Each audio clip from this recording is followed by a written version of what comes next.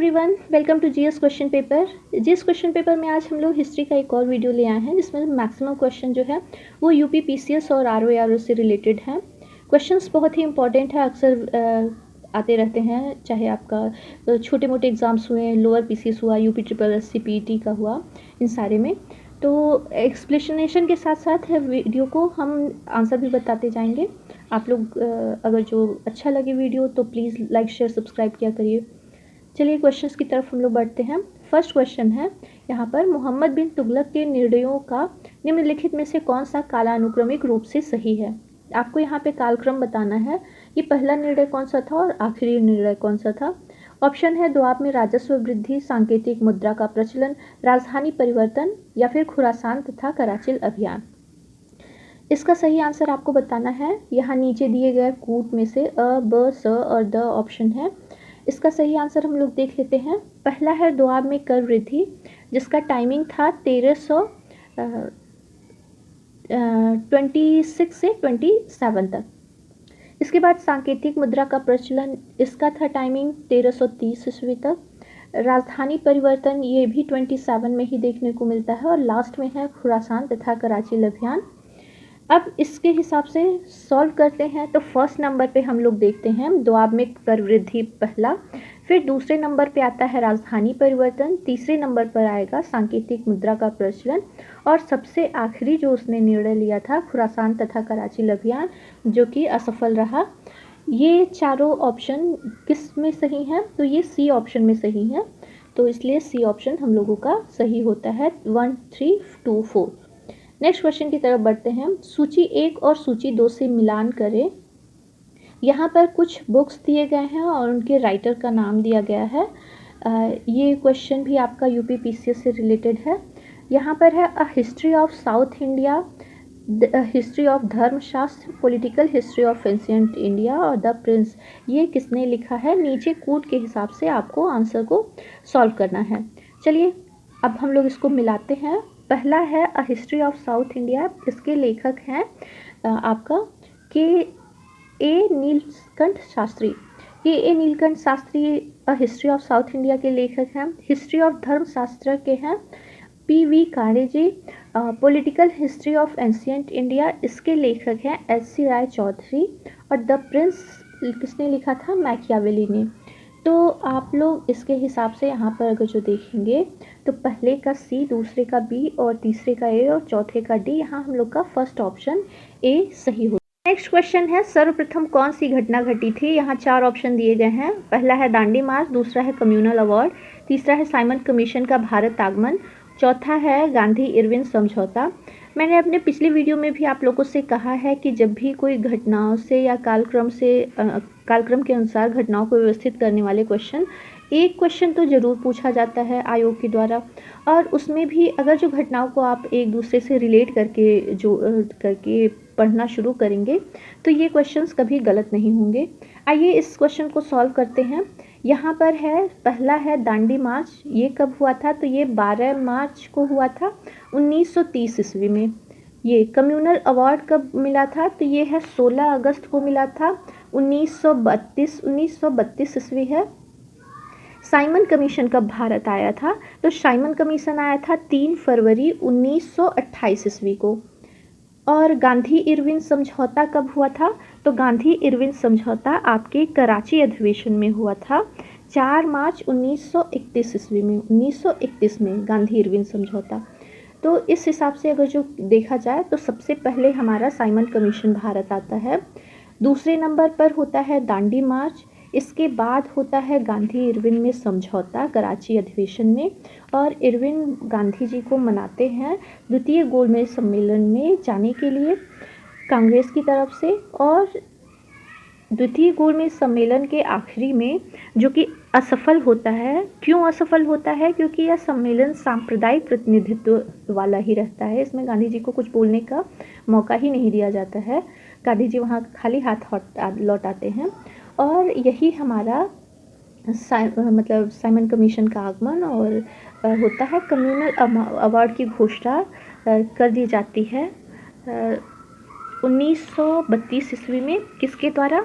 तो तो उस समय इंग्लैंड के जो प्रधानमंत्री रहते हैं रैमजे मैकडोनाल्ड, उन्हीं के द्वारा इसकी घोषणा कर दी जाती है कि, और इस घोषणा में रहता क्या है कि जो दलित वर्ग रहते हैं उनको भी हिंदू वर्ग से अलग करके चुनाव में उनका प्रतिनिधित्व या उनका आरक्षण दिया जाता है। चलिए नेक्स्ट क्वेश्चन की तरफ बढ़ते हैं हम लोग। यहाँ पर कुछ पॉइंट भी दिए गए हैं, मैंने नोट किया है, आप स्क्रीनशॉट ले सकते हैं। साइमन कमीशन का भारत आगमन 1928 ईस्वी में है। उसके बाद है दांडी यात्रा 12 मार्च 1931, गांधी इरविन समझौता है 5 मार्च 1931 है। कम्युनल अवार्ड 16 अगस्त 1932 ईस्वी में हुआ है। चलिए नेक्स्ट क्वेश्चन है, अंग्रेजों और सिराजुद्दौला के मध्य अलीनगर की संधि कब हुई थी?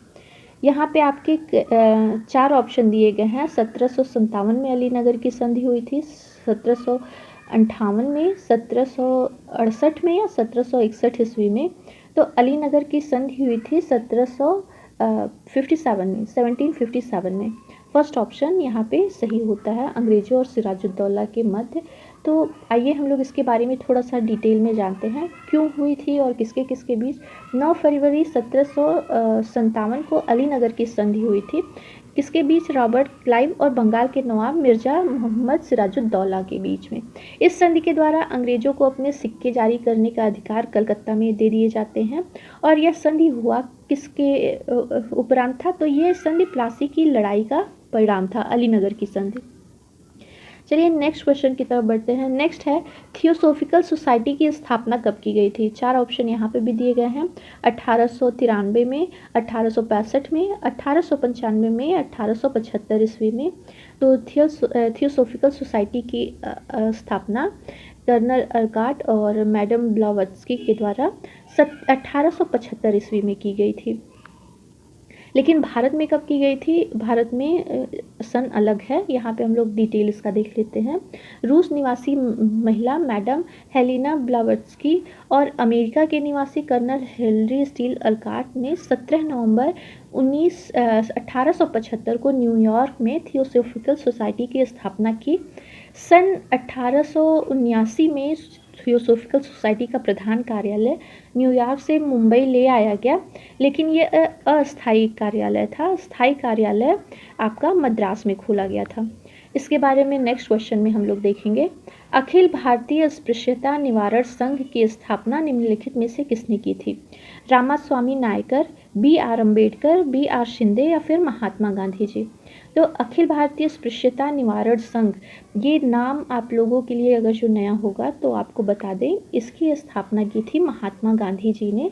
शुरुआत में महात्मा गांधी जी ने अखिल भारतीय अस्पृश्यता निवारण संघ बोला, लेकिन बाद में इसका नाम बदल करके उन्होंने हरजग सेवक संघ रखा। यहाँ पर उससे रिलेटेड आपको डिटेल्स मिल जाएंगे, आप लोग इसका स्क्रीनशॉट भी ले सकते हैं। हरिजन सेवक संघ की स्थापना 30 नवंबर 1932 ईस्वी को एक अखिल भारतीय संगठन के रूप में हुई थी। और ये क्यों हुई थी? जो रैमजे मैकडोनाल्ड के द्वारा आपको सांप्रदायिक वो दिया गया था, आरक्षण दिया गया था हरिजनों को अलग से, उसी के उपरांत गांधी जी नाराज होकर के ये हरजग सेवक संघ की स्थापना करते हैं और वो कहते हैं कि भारत में अस्पृश्यता को हटाना पड़ेगा, तभी हिंदुओं की एकता मतलब हिंदू समाज में एकता स्थिर रहेगी। पहले इस संगठन का नाम अस्पृश्यता निवारक संघ रखा गया था, जिसे 13 सितंबर 1933 को हरिजन सेवक संघ नाम दिया गया। इसका नाम बदल दिया गया, 32 को सितंबर में था और 13 सितंबर साल भर बाद हरिजन सेवक संघ नाम दे दिया गया।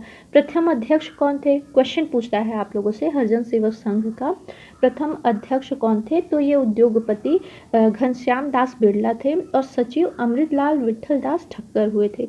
इसका मुख्यालय कहाँ है? तो ये गांधी आश्रम किंग्सवे कैंप दिल्ली में है। नेक्स्ट क्वेश्चन की तरफ बढ़ते हैं। 1882 ईस्वी में थियोसोफिकल सोसाइटी ने भारत में अपना कार्यालय कहाँ खोला था? ये आपका ऊपर जो मैंने बताया, मुंबई में 1879 में तो बॉम्बे न्यूयॉर्क से लाया गया, लेकिन वह एक अस्थायी कार्यालय था। स्थायी कार्यालय कहाँ खोला गया? वेल्लूर, कानपुर, अड्यार या पुणे?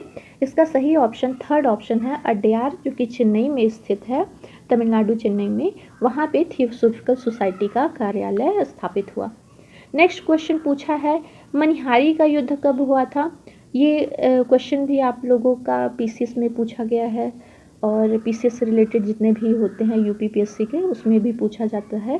मनिहारी का युद्ध 1787 में, 1759 में, 59 में या 1760 में या 1756 ईस्वी में? इसका सही आंसर क्या होगा? इसका सही आंसर फोर्थ ऑप्शन होगा। 1756 ईस्वी में मनिहारी का युद्ध हुआ था। किसके किसके बीच? आइए इसको हम लोग डिटेल में देखते हैं। बंगाल के नवाब अली वर्दी खान ने अपने नाती सिराजुद्दौला को अपना उत्तराधिकारी घोषित किया, लेकिन इसका विरोध किसने किया? नवाब शौकत जंग, जो कि पूर्णिया के थे। और इसी वजह से 1756 ईस्वी में सिराजुद्दौला और शौकत जंग के मध्य युद्ध हुआ, जिसे मनिहारी का युद्ध कहा जाता है। इस जंग में शौकत जंग पराजित हुआ और इसकी हत्या कर दी गई है। नेक्स्ट क्वेश्चन है, निम्नलिखित कथनों पर विचार कीजिए, और ये कूट वाले प्रश्न हैं। ईश्वरचंद्र विद्यासागर ने महिलाओं की शिक्षा को प्रोत्साहित करने के उद्देश्य से कलकत्ता में बेथुन स्कूल स्थापित किया। फिर दूसरा पॉइंट दिया गया है कि बंकिम चंद्र चट्टोपाध्याय कोलकाता विश्वविद्यालय के प्रथम स्नातक थे। तीसरा दिया है केशव चंद्र सेन के सती प्रथा के विरुद्ध अभियान के फलस्वरूप तत्कालीन गवर्नर ने सती प्रथा पर प्रतिबंध के लिए कानून बनाया। तो सती प्रथा के लिए प्रतिबंध पर कानून किसने बनाया था? लॉर्ड विलियम बेंटिक के लिए। लेकिन क्या ये सही है? केशव चंद्र सेन के कारण बनाया था। यहाँ पे आपके आंसर क्या हैं? केवल एक व दो, दो व तीन, एक, दो व तीन, क्या तीनों सही हैं? इसका सही आंसर क्या होगा? इसका सही आंसर होगा 1 और 2। क्यों? क्योंकि यहाँ पे केशव चंद्र सेन गलत है, इसके जगह पे होगा राजा राम मोहन राय के सती प्रथा के विरुद्ध अभियान के फलस्वरूप तत्कालीन गवर्नर जनरल ने सती प्रथा पर प्रतिबंध के लिए कानून बनाया था। तो केशव चंद्र सेन न होकर के राजा राम मोहन राय हैं, इस वजह से थर्ड ऑप्शन गलत होता है। पहला और दूसरा यहाँ पर हम लोगों का सही आंसर होता है, first and second. Next question की तरफ बढ़ते हैं। निम्नलिखित में से किसने बहुविवाह नामक पुस्तक लिखी थी? ऑप्शन है राजा राम मोहन राय, ईश्वरचंद्र विद्यासागर, पंडित रमाबाई या रविंद्रनाथ टैगोर। इसमें से किसने बहुविवाह नामक पुस्तक लिखी थी? तो ये लिखी थी ईश्वरचंद्र विद्यासागर जी ने। आइए इसके बारे में थोड़ा सा डिटेल देख लेते हैं। ईश्वरचंद्र विद्यासागर ने बहुविवाह, बाल विवाह और विधवा पुनर्विवाह जैसी कुरीतियों को समाप्त करने के लिए 1856 ईस्वी में विधवा पुनर्विवाह अधिनियम पारित करवाया था, और इन्होंने बहुविवाह तथा बाल्य विवाहेर दोष नामक पुस्तकें लिखी थी, जो कि बांग्ला भाषा में थी। अब विधवा पुनर्विवाह कुरीति को समाप्त करने के लिए इन्होंने अपने इकलौते पुत्र का भी विवाह विधवा स्त्री से करवाया था, ईश्वरचंद्र विद्यासागर ने। और ये इसका फैक्ट है। ऑप्शन सही होगा सेकेंड ऑप्शन, ईश्वरचंद्र विद्यासागर जी ने बहुविवाह नामक पुस्तक लिखी। नेक्स्ट क्वेश्चन की तरफ बढ़ते हैं। निम्नलिखित में से किन वकीलों ने असहयोग आंदोलन के आरंभ होने पर अपनी वकालत त्याग दी थी? यहाँ पे 4 अफसर नहीं, वकीलों के नाम दिए गए हैं। अरुणा आसफ अली, सी राजगोपालाचारी, सैफुद्दीन किचलू, टी प्रकाशम। नीचे दिए गए कोड का प्रयोग करके हमको सही उत्तर चुनना है कि किसने 1 और 2 क्या सही है, 3 या 4, या 1, 2, 3, या फिर 1, 2, 3, 4 यानी कि सारे। तो असहयोग आंदोलन जब आरंभ हुआ था उस समय बहुत सारे लोगों ने अपने वकालत को त्याग दिया था, जिसमें से आपके नेहरू जी भी थे, नेहरू जी के पिताजी। और यहाँ पर चारों के चारों ऑप्शन सही होते हैं। अरुणा आसफ अली, सी राजगोपालाचारी, सैफुद्दीन कुचलू और टी प्रकाशम, चारों लोगों ने अपने पद का त्याग किया था। आइए इसके बारे में भी हम लोग डिटेल यहाँ पर देखते हैं। भारतीय राष्ट्रीय कांग्रेस के नागपुर अधिवेशन में असहयोग की पुष्टि हुई थी, असहयोग आंदोलन की। और असहयोग आंदोलन के दौरान कई वकील और बैरिस्टर जैसे कि मोतीलाल नेहरू, लाला लाजपत राय, विट्ठल भाई पटेल, राजेंद्र प्रसाद, CR दास, राजगोपालाचारी, अरुणा आसफ अली, टी प्रकाशम, सैफुद्दीन किचलू आदि ने वकालत त्याग कर असहयोग आंदोलन में साथ दिया था। नेक्स्ट क्वेश्चन है, भारतीय राष्ट्रीय कांग्रेस के किस अधिवेशन में महात्मा गांधी इरविन ने समझौता स्वीकृत किया? गांधी इरविन समझौते को हम लोग दिल्ली पैक्ट के नाम से भी जानते हैं, जो कि 4 मार्च 1931 ईस्वी में हुआ था। ये गांधी इरविन समझौता। कराची अधिवेशन, लाहौर अधिवेशन, त्रिपुरा अधिवेशन या कोलकाता अधिवेशन, कौन सा ऑप्शन सही है? तो इसका सही आंसर होगा कराची अधिवेशन। मैंने अभी ऊपर भी आपको वीडियो में बताया है। कराची अधिवेशन में भारतीय राष्ट्रीय कांग्रेस के तरफ से गांधी और इरविन में समझौता होता है। और ये समझौता क्यों होता है ये समझौता होता है कि गांधी जी जो अभी असहयोग आंदोलन चल रहा है उस असहयोग आंदोलन को समाप्त करेंगे और द्वितीय गोलमेज सम्मेलन में हिस्सा लेंगे।